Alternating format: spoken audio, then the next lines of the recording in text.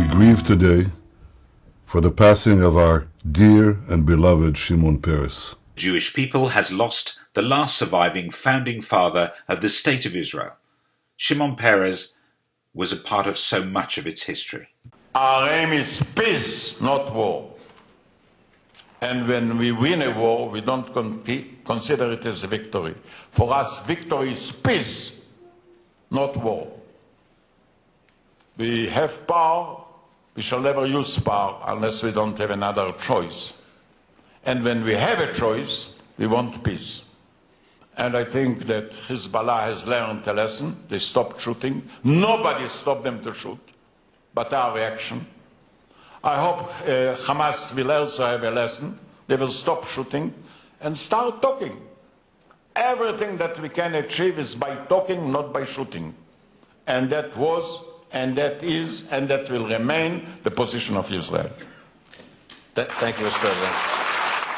But it was his funeral in Israel this week which captured the attention of the entire world. Heads of state and government and guests from around the world, including President Abbas, whose presence here is a gesture and a reminder of the unfinished business of peace.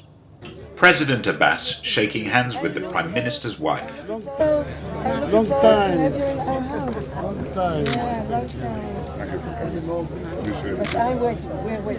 But of all the speeches that were made, it was Obama's that caught my attention.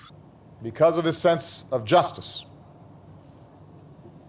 his analysis of Israel's security, his understanding of Israel's meaning, he believed that the Zionist idea would be best protected when Palestinians too had a state of their own. The last of the founding generation is now gone. Shimon accomplished enough things in his life for 1,000 men.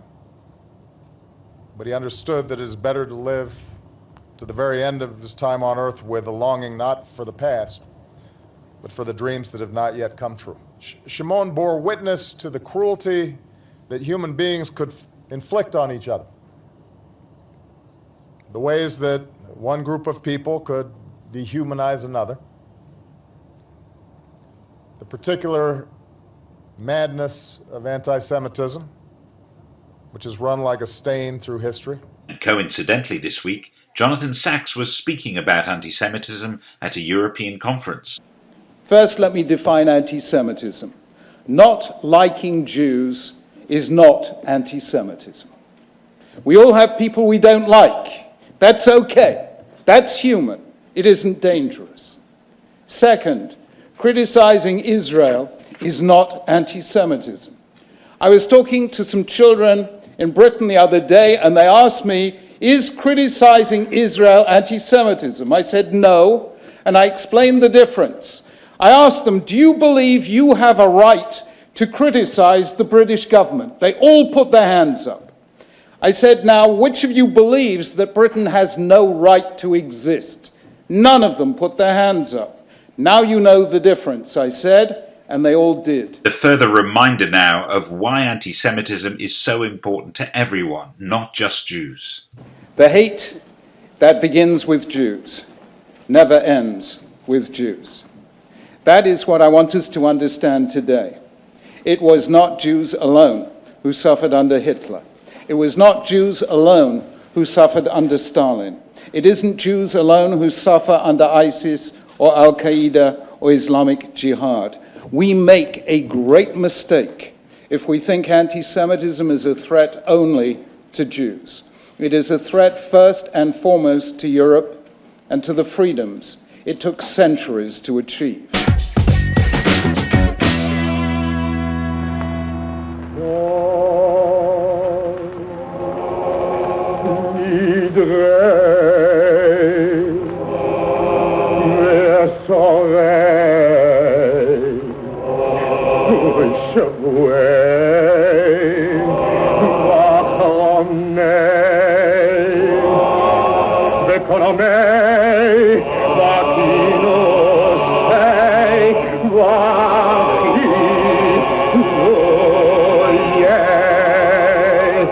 Vakino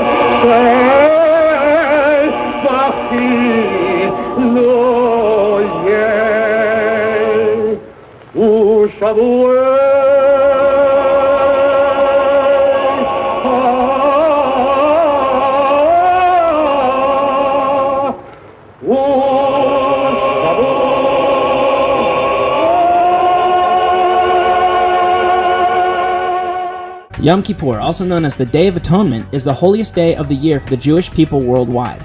Atonement and repentance are of utmost importance. Yom Kippur completes the annual period known in Judaism as the High Holy Days, or Yamim Noraim, which means Days of Awe. In ancient times, the high priest entered the Holy of Holies to put the blood of the sacrificed animals on the altar as a sin offering. Through faith, obedience to God's precise instructions resulted in atonement, or covering, for sin for 1 year. Today, Yom Kippur is a day of fasting and reflection upon one's sin. According to Jewish tradition, God inscribes each person's fate for the coming year into the Book of Life on Rosh Hashanah, and during Yom Kippur, God's verdict is made and the book is sealed. Yom Kippur draws all sorts of Jewish people back to the synagogue, including Orthodox Jews, Conservative Jews, Reformed Jews, Confused Jews, Secular Jews, Jews for Jesus, Atheist Jews, and wannabe Jews. Even this old Jew, I'll be in synagogue as well. So along with everyone, I wish you all, a good fast is what we call it. But I don't find it so easy, no more than this guy. Today's supposed to be a fast day, then why does it go so slow? I'm here with my wife and children, in shul in a way back row. I'm getting hungry, I'm getting thirsty, I'm getting angry. What did I come here for? Tefillah. My tushy is getting tender, my headache hurts like hell. The Machzor has got a long list of sins that I know too well. Why must I stay here? Why must I starve here? Why must I pray here? What am I supposed to do? Teshuvah.